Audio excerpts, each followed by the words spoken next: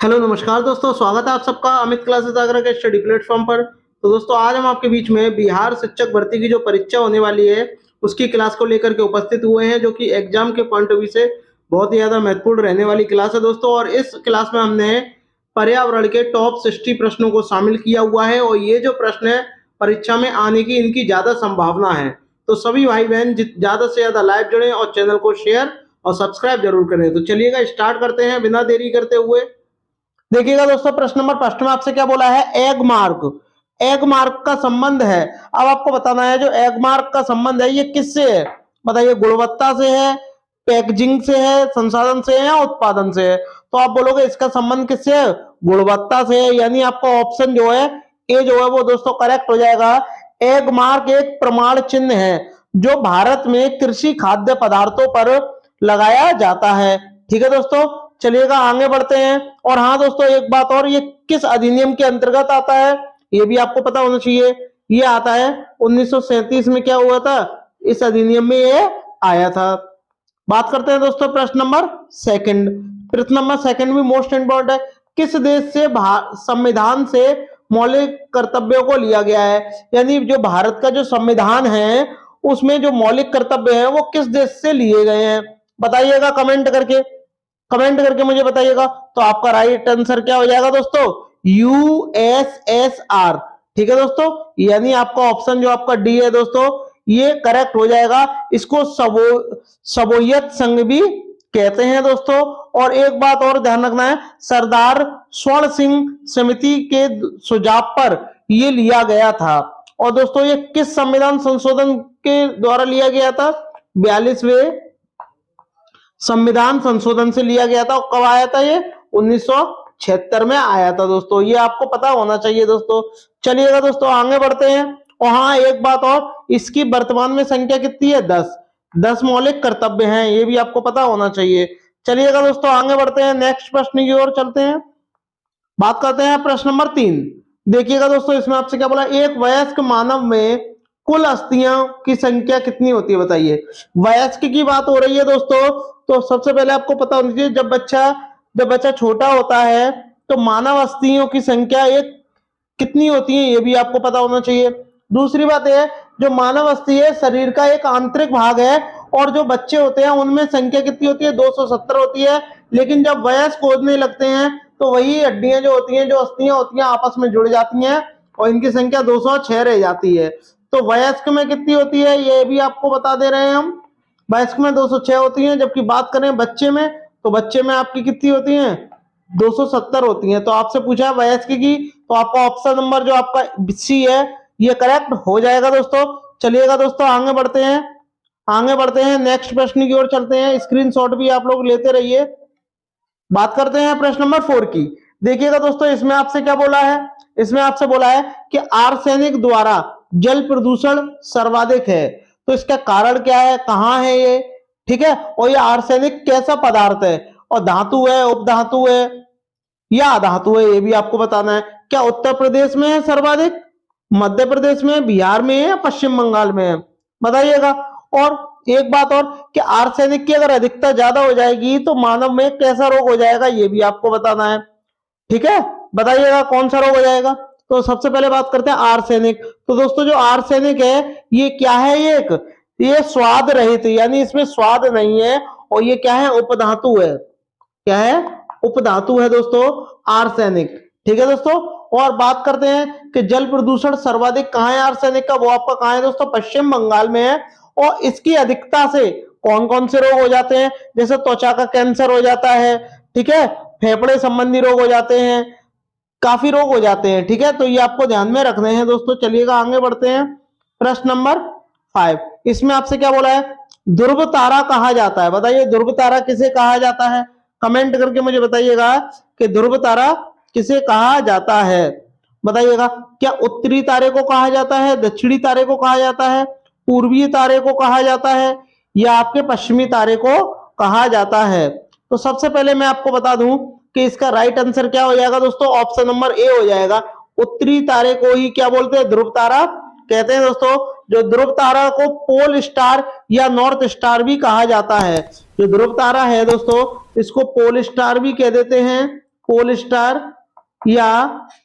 Star या north star भी कह देते हैं, ये भी आपको पता होना चाहिए। बहुत ही बढ़िया प्रश्न है दोस्तों, ये कई बार परीक्षा में पूछा भी गया है, या नॉर्थ स्टार। ठीक है दोस्तों, ये भी आपको पता होना चाहिए। और यह सदैव क्या है, रात्रि में ही उत्तर दिशा की ओर स्थित होता है। ठीक है दोस्तों, चलिएगा आगे बढ़ते हैं। नेक्स्ट प्रश्न देखिएगा, इसमें आपसे क्या बोला है, ग्रीन पीस इंटरनेशनल का मुख्यालय स्थित है, बताइए कहां स्थित है। ग्रीन पीस इंटरनेशनल का मुख्यालय कहां स्थित है, बताइएगा बताइएगा। और इसकी स्थापना कब हुई थी, बताइएगा कमेंट करके। तो इसका जो मुख्यालय है ये कहां है, कमेंट करके मुझे बताइएगा दोस्तों कि इसका मुख्यालय कहां है। तो इसका मुख्यालय कहां है बताइए, न्यूयॉर्क में है, सिडनी में है, एम्स्टर्डम में है, या नागासाकी में है। तो इसका मुख्यालय कहां है, ऑप्शन नंबर सी करेक्ट हो जाएगा दोस्तों, एम्स्टर्डम में इसका मुख्यालय है। और ये कहां पर है, ये आपका नीदरलैंड में है, नीदरलैंड में स्थित है दोस्तों।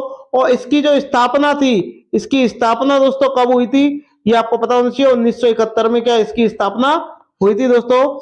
ये क्या है, पर्यावरण संबंधी चेतना यानी जागरूकता को पैदा करने के लिए ये चालू किया गया था। बात करते हैं दोस्तों प्रश्न नंबर 7 की। इसमें आपसे क्या कहा गया है, देखिएगा, वन्य जीव सुरक्षा अधिनियम कब पारित किया गया, बताइएगा।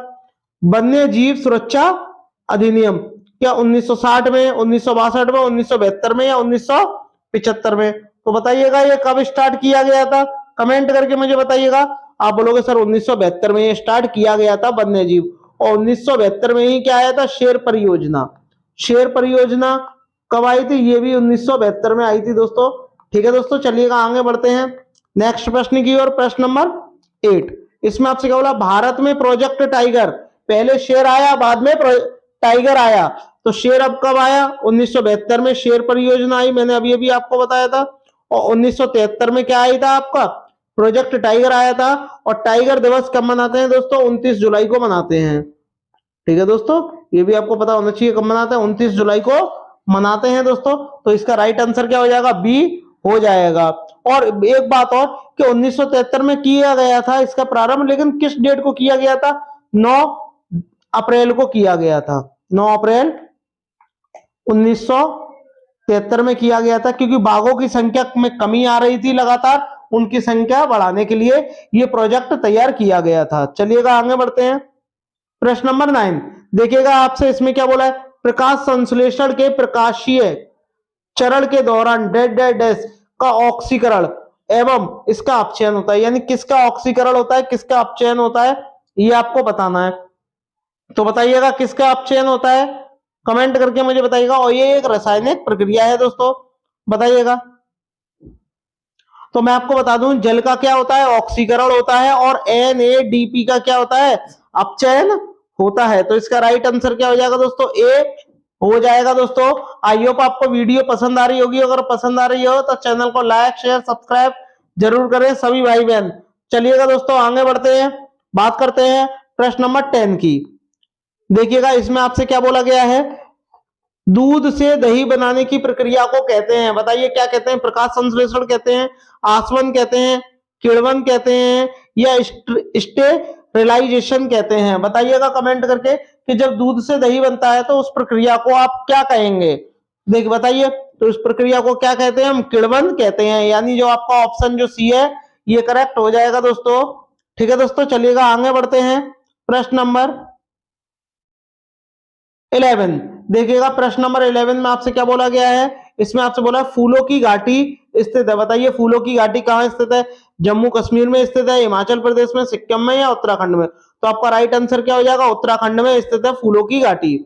बात करते हैं जम्मू कश्मीर में दोस्तों, तो आपकी डल झील है, डल है, नागिन है, ठीक है, शेषनाग है, शेषनाग है, ये जितनी भी झीलें हैं ये आपकी कहां स्थित है दोस्तों, ये आपकी जम्मू कश्मीर में स्थित है। हिमाचल प्रदेश में दोस्तों रोहतांग सुरंग, रोहतांग जो सुरंग है जिसको अटल टनल कहते हैं, ये स्थित है दोस्तों।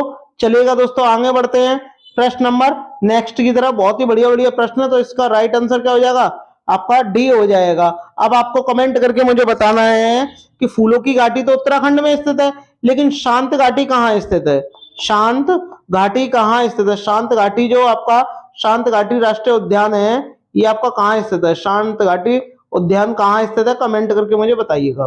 बात करते हैं प्रश्न नंबर 12 की दोस्तों। इसमें क्या बोला? एलपीजी के संदर्भ में सत्य नहीं है, यानी अब आपको नेगेटिव वाला बताना है कि इनमें से कौन सा सत्य नहीं है एलपीजी के संबंध में। तो बता दें हम पहले, एलपीजी एक तरलीय पेट्रोलियम गैस है जो प्रोपेन और ब्यूटेन का मिश्रण है। यानी जो एलपीजी जो है वो प्रोपेन से और ब्यूटेन से मिलकर बनी है दोस्तों। यह कार्बन डाइऑक्साइड के उत्सर्जन को कम करती है। यह स्वच्छ ईंधन का एक रूप है, यह भी आपको पता होना चाहिए। तो आपको पता चाहिए ये मीथेन का क्या करती है? उत्सर्जन करती है। नीली ज्वाला के साथ जलती है, ये भी ठीक है। यह उच्च ऊष्मीय होती है, यह स्वच्छ ईंधन वाली होती है। तो लेकिन ये मीथेन का उत्सर्जन नहीं करती, ये क्या हो जाएगा? गलत हो जाएगा दोस्तों।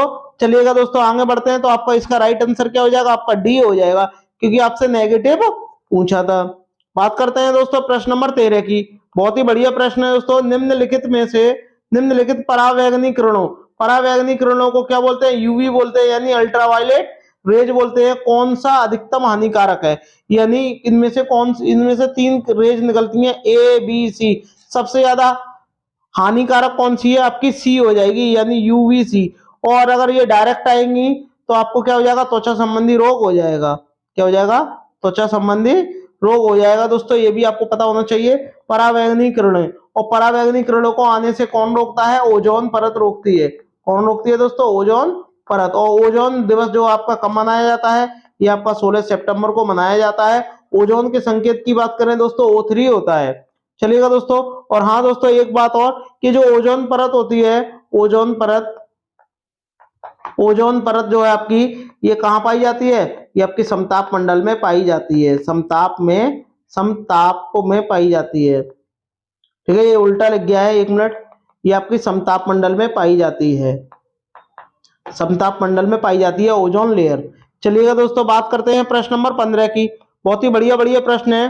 कोटोपैक्सी, कोटोपैक्सी एक जागृत ज्वालामुखी है जो स्थित है। बताइए, कोटोपैक्सी एक जागृत ज्वालामुखी है, ये कहाँ स्थित है? ये आपको कमेंट करके मुझे बताना है। बताइएगा, कमेंट करके मुझे बताइएगा। ये कहाँ स्थित है? सिसिली में स्थित है, हवाई में स्थित है, एंडीज में, या रॉकीज में? तो आपको मैं बता दूं ये कहाँ स्थित है? एंडीज पर्वत पर स्थित है दोस्तों। यह दक्षिणी अमेरिका के एक्वाडोर में स्थित है दोस्तों। यह विश्व का सबसे ऊंचा ज्वालामुखी में से एक है, ये भी आपको पता होना चाहिए, सबसे ऊंचा ज्वालामुखी। चलिएगा दोस्तों आगे बढ़ते हैं। बात करते हैं प्रश्न नंबर 15 की। बहुत ही बढ़िया प्रश्न है। द ओरिजिन ऑफ स्पेसिस, प्रजातियों की उत्पत्ति एक रचना है। यानी प्रजातियों की उत्पत्ति एक रचना है, तो इसके रचनाकार कौन है? ये आपको बताना है। कमेंट करके मुझे बताइएगा कि इसके रचनाकार कौन है। बताइए, अरस्तु है, चार्ल्स डार्विन है, मेंडल है, या रॉबर्ट हुक ने? रॉबर्ट हुक ने किसकी खोज की थी दोस्तों? कोशिका की थी। किसकी? कोशिका की खोज की थी दोस्तों। मेंडल की बात करते हैं, इन्होंने प्रयोग किया था किस पर? मटर के पौधे पर। और आपका राइट आंसर क्या हो जाएगा? बी हो जाएगा। चार्ल्स डार्विन ने रचना की थी प्रजातियों की उत्पत्ति की। तो आपका राइट आंसर क्या हो जाएगा दोस्तों? बी हो जाएगा दोस्तों। चलिएगा आगे बढ़ते हैं। और कब की थी ये आप कमेंट करके मुझे बताइएगा, कब की थी? कमेंट करके मुझे बताइएगा कि कब की थी। बात करते हैं प्रश्न नंबर 16 की दोस्तों। निम्नलिखित में से कौन सा जैव मंडल का अजैविक घटक नहीं है? यानी 3 इसमें से जैविक है और एक क्या है? अजैविक है। तो अब आपको बताना है कि इनमें से कौन सा अजैविक घटक नहीं है। बताइए, प्रोटीन, मृदा, फास्फोरस, कवक। तो आप बोलोगे ये क्या है? ये तो जैविक है कवक, लेकिन बात हो रही है किसकी? अजैविक घटक नहीं है। तो ये अजैविक थोड़ी ना है, ये कैसा है? जैविक है। क्या है? जैविक है। तो आपका राइट आंसर क्या हो जाएगा? ये हो जाएगा। जबकि ये क्या है आपके? ये जैविक घटक हैं और ये अजैविक है। चलिएगा दोस्तों आगे बढ़ते हैं नेक्स्ट प्रश्न की ओर। देखिएगा इसमें आपसे क्या बोला है? प्रश्न नंबर 17। तिब्बत की सांगपो नदी भारत में किस नाम से जानी जाती है? यानी तिब्बत में जिस नदी को सांगपो कहते हैं और उसी नदी को भारत में क्या कहते हैं? गंगा कहते हैं, यमुना कहते हैं, ब्रह्मपुत्र कहते हैं, या सिंधु कहते हैं? कमेंट करके मुझे बताइएगा क्या कहते हैं। और हाँ दोस्तों, अगर आपको वीडियो पसंद आ रही हो तो सभी भाई बहन लाइक शेयर सब्सक्राइब जरूर करें दोस्तों। क्या बोलते हैं? सांगपो नदी को भारत में क्या बोलते हैं? ब्रह्मपुत्र बोलते हैं। यानी ऑप्शन नंबर जो आपका सी है वो करेक्ट हो जाएगा दोस्तों। चलिएगा आगे बढ़ते हैं। प्रश्न नंबर 18। इसमें आपसे क्या बोला है? मकर रेखा है। अब आपको बताना है कि मकर रेखा जो है कहाँ स्थित है, किस गोलार्ध में स्थित है? बताइएगा, कमेंट करके मुझे बताइएगा कि किस गोलार्ध में स्थित है।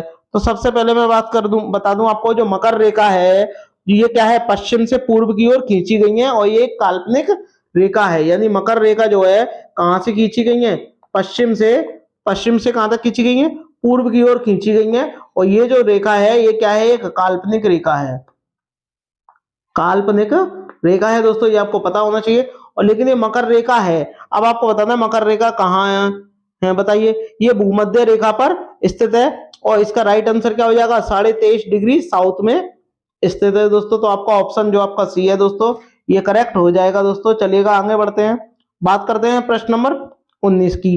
गिर शेर परियोजना स्थित है, क्या गुजरात में है, महाराष्ट्र में, उत्तर प्रदेश में या मध्य प्रदेश में? तो आपका राइट आंसर क्या हो जाएगा, गुजरात में स्थित है और ये एशियाई शेरों के लिए प्रसिद्ध है दोस्तों, ये भी आपको पता होना चाहिए। और ये जो परियोजना थी ये कब आई थी, 1972 में इसकी शुरुआत हुई थी। चलिएगा दोस्तों आगे बढ़ते हैं, बात करते हैं प्रश्न नंबर 20 की। बहुत ही बढ़िया प्रश्न है। घास भूमि क्षेत्र के पारितंत्र की खाद्य श्रृंखला में सबसे उच्च स्तर के उपभोक्ता होते हैं, बताइए बताइए कौन होते हैं? क्या शाकाहारी होते हैं, मांसाहारी होते हैं, जीवाणु होते हैं, या आपके मांसाहारी या शाकाहारी दोनों होते हैं? बताइए। इसमें आपसे क्या बोला है, घास भूमि क्षेत्र के पारितंत्र की खाद्य श्रृंखला में सबसे उच्च स्तर पर उपभोक्ता है, सबसे उच्च स्तर पर उपभोक्ता कौन है बताइए, कमेंट करके मुझे बताइएगा। तो सबसे उच्च स्तर पर कौन है दोस्तों, मांसाहारी है। जबकि बात करें दोस्तों प्रथम पर, तो प्रथम पर कौन है, शाकाहारी होता है। तो इसका राइट आंसर क्या हो जाएगा आपका, बी हो जाएगा, यानी मांसाहारी। बात करते हैं दोस्तों प्रश्न नंबर 21 की। अंतरराष्ट्रीय न्यायालय का मुख्यालय स्थित है, बताइए कहाँ अवस्थित है, कमेंट करके मुझे बताइए। जिनेवा में है, हेग में है, न्यूयॉर्क में है या पेरिस में है? तो आपका राइट आंसर क्या हो जाएगा आपका, कहाँ स्थित है, द हेग में स्थित है दोस्तों, ये आपको पता होना चाहिए। बहुत ही बढ़िया प्रश्न है दोस्तों। और इसमें कुल कितने न्यायाधीश हैं, इसमें टोटल 15 न्यायाधीश हैं, ये भी आपको पता होना चाहिए दोस्तों। चलिएगा दोस्तों आगे बढ़ते हैं, प्रश्न नंबर नेक्स्ट की तरफ चलते हैं। और ये कहाँ स्थित है, नीदरलैंड में स्थित है, ये भी आपको पता होना चाहिए। बात करते हैं प्रश्न नंबर 22 की। WWF यानी WWF, ठीक है, का आशय है, बताइए इसका क्या आशय है, कमेंट करके मुझे बताइए। वर्ल्ड वाइड फंड है, वर्ल्ड वाइड फंड है क्या, बताइए। वर्ल्ड वॉर फंड है, वर्ल्ड वाइल्ड लाइफ फंड है, वर्ल्ड वॉच फंड है? बताइएगा आपका राइट आंसर क्या होगा दोस्तों, कमेंट करके मुझे बताइएगा कि राइट आंसर क्या हो जाएगा। तो आप बोलोगे ऑप्शन नंबर जो आपका सी है वो करेक्ट हो जाएगा दोस्तों। इसकी जो स्थापना थी दोस्तों, ये कब हुई थी, इसकी स्थापना WWF जो है इसकी स्थापना कब हुई थी, इसकी हुई थी 29 अप्रैल 1961 में क्या इसकी स्थापना हुई थी दोस्तों। और ये कहाँ इसका मुख्यालय स्थित है, इसका मुख्यालय स्विट्जरलैंड के गिलैंड शहर में स्थित है, ये भी आपको पता होना चाहिए दोस्तों। चलिएगा बात करते हैं प्रश्न नंबर 23 की। बहुत ही बढ़िया प्रश्न है दोस्तों। वायुमंडल का प्रमुख स्तर जो पृथ्वी तल के नजदीक है, बताइए वायुमंडल का ऐसा कौन सा स्तर है जो पृथ्वी तल के नजदीक है? समताप मंडल है, क्षोभ मंडल है, मध्य मंडल है या आयन मंडल है? बताइएगा कौन सा है। तो मैं आपको बता दूं इसका राइट आंसर क्या हो जाएगा, क्षोभ मंडल हो जाएगा, क्योंकि वायुमंडल की सबसे निचली परत क्या है, क्षोभ मंडल है दोस्तों। यानी मैं आपको, और दूसरे नंबर पे कौन सी आती है बताइए, दूसरे नंबर पे कौन सी आती है, कमेंट करके मुझे बताइएगा कि दूसरे मंडल पर कौन सी आती है। दूसरे मंडल पे समताप मंडल आती है, फिर मध्य मंडल आती है, फिर आपकी आयन मंडल आती है। समताप मंडल में ही क्या पाया जाता है, ओजोन परत पाई जाती है। ओजोन जो आपकी परत है ये कहाँ पाई जाती है, समताप मंडल में पाई जाती है, ठीक है। चलिएगा दोस्तों आगे बढ़ते हैं प्रश्न नंबर नेक्स्ट की तरफ। बहुत ही बढ़िया बढ़िया प्रश्न है दोस्तों। बात करते हैं दोस्तों, एक प्रश्न संविधान का है कि संविधान सभा ने राष्ट्रगान को कब अपनाया, बताइए। 20 जनवरी 1950 को, बताइए 24 जनवरी 1950 को, 21 मई 1949 को या 13 नवंबर 1949 को? कमेंट करके मुझे बताइएगा कि संविधान सभा ने राष्ट्रगान को कब अपनाया था, कमेंट करके मुझे बताइए। और एक बात और दोस्तों कि जो संविधान सभा तो है, इसकी जो इसमें जो ये राष्ट्रगान की बात हो रही है दोस्तों, ये राष्ट्रगान किसने लिखा था? आप बोलोगे रविन्द्रनाथ टैगोर ने लिखा था, सबको पता है। लेकिन ये पहली बार कब गाया गया था ये आपको बताना है, बताइए। और ये पहली बार कब गाया गया था और कहाँ गाया गया था? पहली बार ये 1911 में गाया गया था, कलकत्ता के अधिवेशन में ये गाया गया था दोस्तों। और इसकी राष्ट्रगान की जो अवधि होती है वो 52 सेकंड होती है दोस्तों, ये भी आपको पता होना चाहिए। एक बात और मैं आपको बता दूं इसमें, राष्ट्रगान को कब अपनाया गया था बताइएगा कमेंट करके। 24 जनवरी 1950 को क्या अपनाया गया था, यानी जो आपका ऑप्शन नंबर जो बी है वो करेक्ट हो जाएगा दोस्तों। चलिएगा दोस्तों आगे बढ़ते हैं नेक्स्ट प्रश्न की ओर। प्रश्न नंबर 25, गंगा नदी निकलती है। अब आपको बताना है कि गंगा नदी जो है ये कहां से निकलती है और गंगा नदी की जो लंबाई है ये कितनी है, ये भी आपको बताना है। बताइए बताइए गंगा नदी कहां से निकलती है, बताइए गंगा नदी जो है कहां से निकलती है, कमेंट करके मुझे बताइएगा कि गंगा नदी जो है ये कहां से निकलती है। तो बताइए अरावली श्रेणी से, लद्दाख ग्लेशियर से, गंगोत्री से या मिलाप। ये तो पता होगा आपको कहां से निकलती है, गंगोत्री से निकलती है और बंगाल में की खाड़ी में जाकर के गिरती है दोस्तों। और गंगा नदी की जो लंबाई है वो टोटल कितनी है, 25। मैं आपको ढंग से लिख के बता दे रहा हूं, गंगा नदी की जो लंबाई है दोस्तों, लंबाई कितनी है आपकी गंगा नदी की 2525 किलोमीटर क्या है इसकी लंबाई है दोस्तों। ये भारत के किस किस राज्य से होकर के गुजरती है बताइए। उत्तराखंड है, जैसे आपका उत्तर प्रदेश है, बिहार है, झारखंड है और पश्चिम बंगाल है, और अंत में कहा बंगाल की खाड़ी में जाकर के गिर जाती है। चलिएगा दोस्तों आगे बढ़ते हैं, बात करते हैं प्रश्न नंबर 26 की। इसमें आपसे क्या बोला गया है देखिएगा, बहुत ही बढ़िया प्रश्न है। संयुक्त राष्ट्रीय सुरक्षा परिषद के कितने स्थायी सदस्य हैं, बताइए कितने स्थायी सदस्य हैं दोस्तों, कमेंट करके मुझे बताइए। और इसकी स्थापना जो है वो कब हुई थी, तो मैं आपको बता दूं इसमें स्थायी सदस्य कितने हैं, 5 हैं दोस्तों। और इसकी जो स्थापना हुई थी ये कब हुई थी, 24 अक्टूबर 1945 को हुई थी। 24 अक्टूबर 1945 को क्या है दोस्तों इसकी स्थापना हुई थी दोस्तों। और इसमें कौन कौन से देश शामिल है ये भी मैं आपको बता दूं, अमेरिका है, रूस है, फ्रांस है, ब्रिटेन है और चीन है। इसमें टोटल 5 देश शामिल हैं दोस्तों। कौन कौन से, अमेरिका हो गया आपका, अमेरिका हो गया दोस्तों आपका, अमेरिका हो गया। और एक आपका क्या, रूस हो गया, फ्रांस हो गया दोस्तों, ठीक है, चीन हो गया और एक आपका ब्रिटेन हो गया, ये 5 देश इसमें शामिल है दोस्तों। चलिएगा आगे बढ़ते हैं प्रश्न नंबर 27 को। बात करते हैं दोस्तों पुष्कर मेला कहाँ आयोजित होता है बताइए। तो पुष्कर मेला कहाँ दोस्तों आयोजित होता है, ये आपका राजस्थान में होता है दोस्तों। और राजस्थान की दोस्तों राजधानी क्या है, जयपुर है। जो जयपुर को ही क्या बोलते हैं, पिंक सिटी कहते हैं दोस्तों। और ये जयपुर में कहाँ आयोजित होता है, जयपुर में अजमेर शहर में स्थित होता है दोस्तों, यानी आयोजित होता है दोस्तों, ठीक है दोस्तों। और जोधपुर को ही क्या बोलते हैं, ब्लू सिटी कहते हैं दोस्तों। क्या बोलते हैं, ब्लू सिटी के नाम से किसे जानते हैं, जोधपुर को जाना जाता है दोस्तों। बात करते हैं प्रश्न नंबर आपके 28 की, बहुत ही बढ़िया प्रश्न है दोस्तों। भारत में निम्नलिखित में से कौन सी एजेंसी मुख्य रूप से प्रदूषण के मापने से संबंधित है बताइए।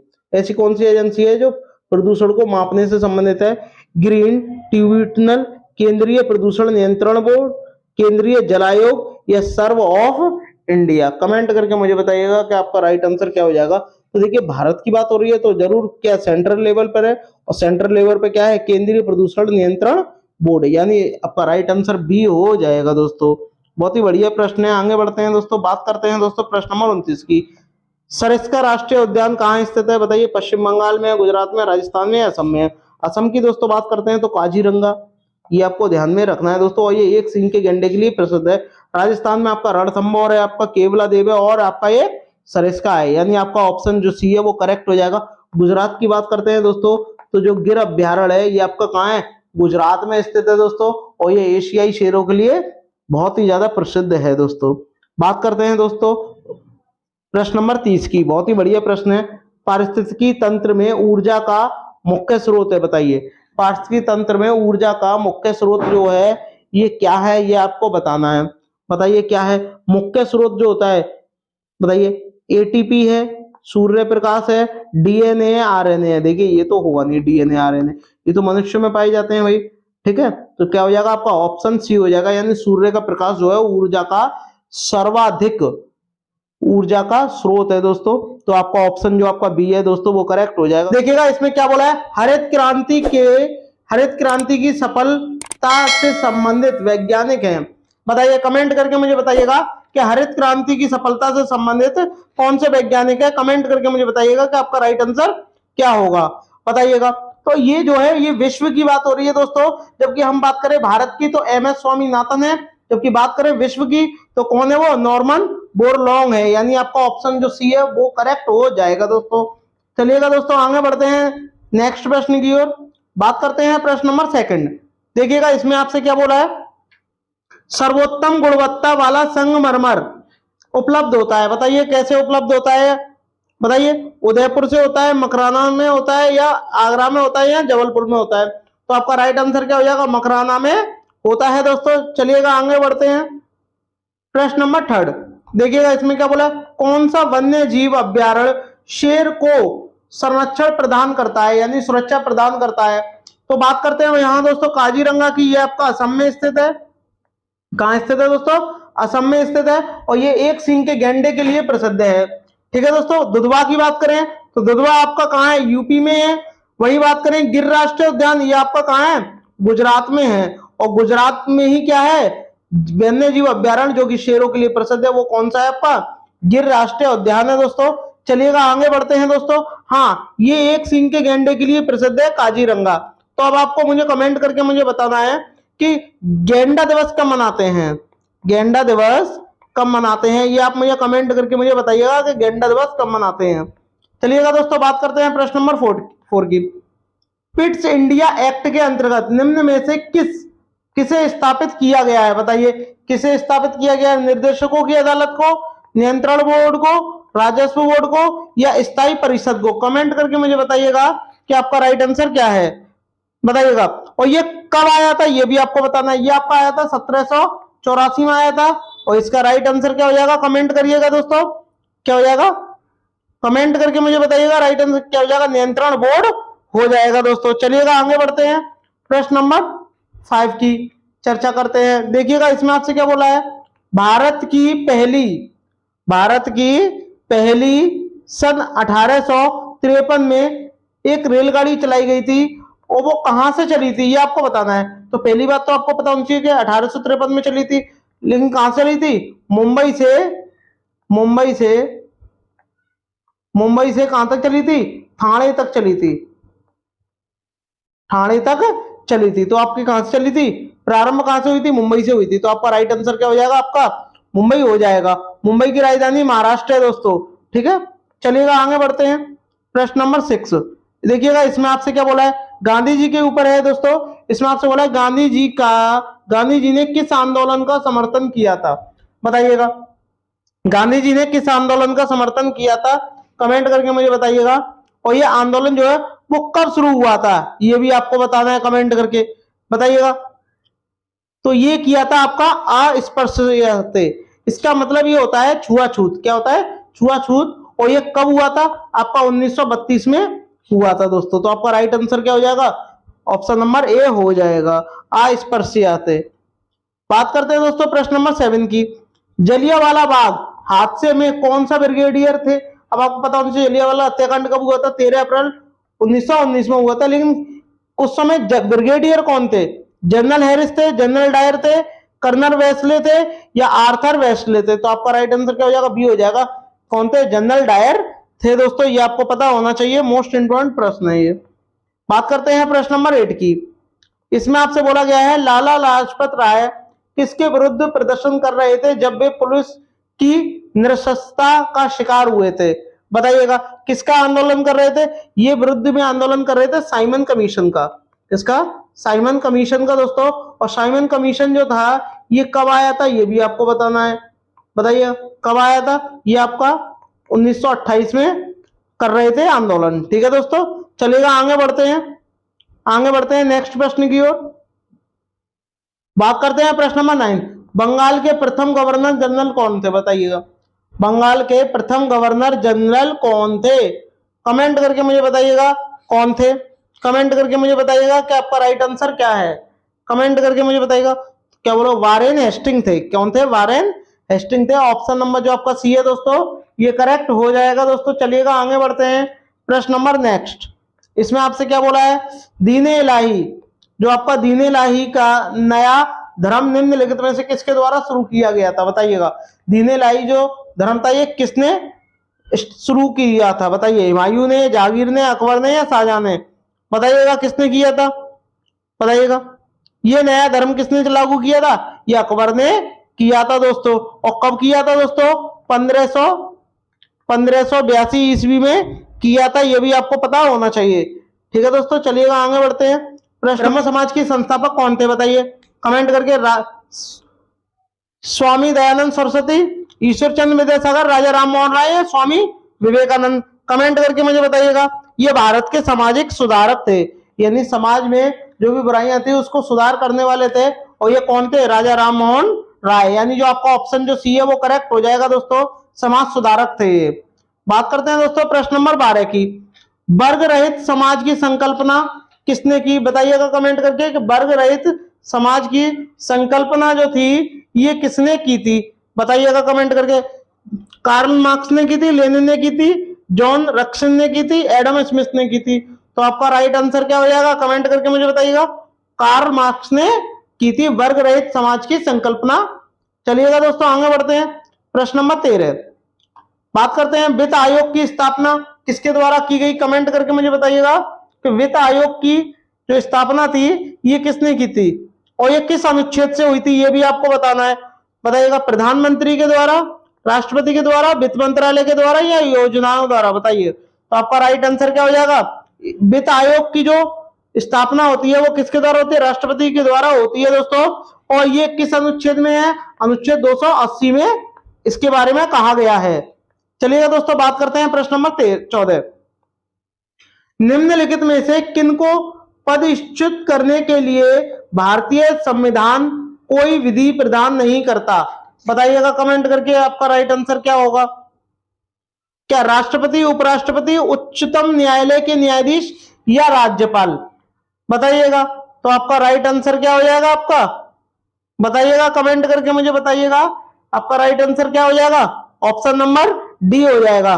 कौन नहीं करता, राज्यपाल नहीं करता। ये तीनों कर सकते हैं परंतु राज्यपाल नहीं कर सकता। बात करते हैं दोस्तों प्रश्न नंबर 15 की। इसमें देखिएगा आपसे क्या बोला, निम्नलिखित में से कौन सा एक राजकोषीय नीति का यंत्र नहीं है, राजकोषीय नीति का यंत्र नहीं है। अब आपको वो कमेंट करके मुझे बताना है कि कौन सा होगा, बताइएगा कमेंट करके। राजकोषीय नीति का नहीं है तो वो कराधान भी राजकोषीय नीति में आता है, जनव्यय भी आता है, लोक ऋण भी आता है, लेकिन क्रेडिट जो राशनिंग होती है ये नहीं होता। तो आपका ऑप्शन जो आपका डी है दोस्तों ये करेक्ट हो जाएगा। बात करते हैं प्रश्न नंबर 16 की। इसमें आपसे क्या बोला है, स्वरूप में अप्रत्यक्ष होते हैं, स्वरूप में अप्रत्यक्ष होते हैं, कौन होते हैं बताइएगा। हास्यमान होते हैं, आरोही क्रम होते हैं, क्रम वर्धमान होते हैं, समानुपातिक होते हैं। तो आपका राइट आंसर क्या हो जाएगा, क्रम वर्धमान होते हैं दोस्तों। बात करते हैं दोस्तों प्रश्न नंबर 17 की। इसमें आपसे क्या बोला, राष्ट्रीय संदर्भ में निम्नलिखित में से क्या बृहत दृष्टिकोण को दर्शाता है, बृहत दृष्टिकोण को कौन दर्शाता है ये आपको बताना है, बताइएगा कमेंट करके कौन दर्शाता है। बृहत दृष्टिकोण को कौन दर्शाता है, बाटा शू कंपनी नहीं दर्शाएगी, ना ही आमों के निर्यात दर्शाएंगे, रेलवे ने। भारत की मुद्रा स्फूर्ति जो होती है ये दर्शाती है दोस्तों। बात करते हैं प्रश्न नंबर 18 की। देखिएगा इसमें आपसे बोला है, जब किसी वस्तु का उत्पादन 1 यूनिट बढ़ जाता है तो कुल लागत में होने वाला योग क्या कहलाता है, ये आपको बताना है। 1 यूनिट बढ़ जाएगा तो कुल लागत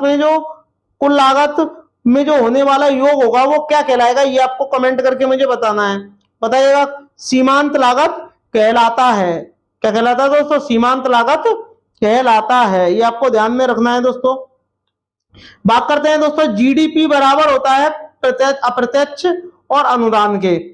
तो ये होता क्या है, किसके ऊपर लगता है, उत्पादन के ऊपर लगता है, उत्पादन की एनएनपी के आगे ऊपर लगता है, उत्पादन की जीडीपी के ऊपर लगता है, जीएनपी या व्यक्तिगत है। तो आप बोलोगे उत्पादन लागत पर जीडीपी पे ये लगता है दोस्तों।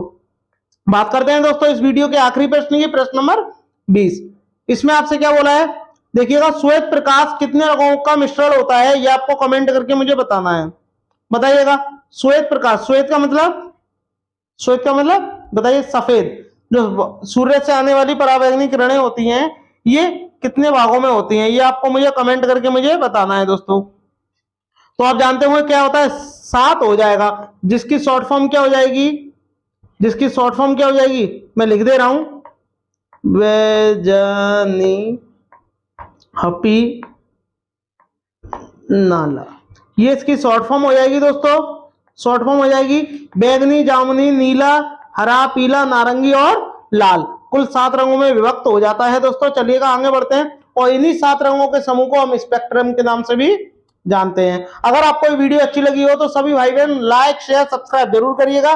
मिलते हैं नेक्स्ट वीडियो में, तब तक के लिए धन्यवाद।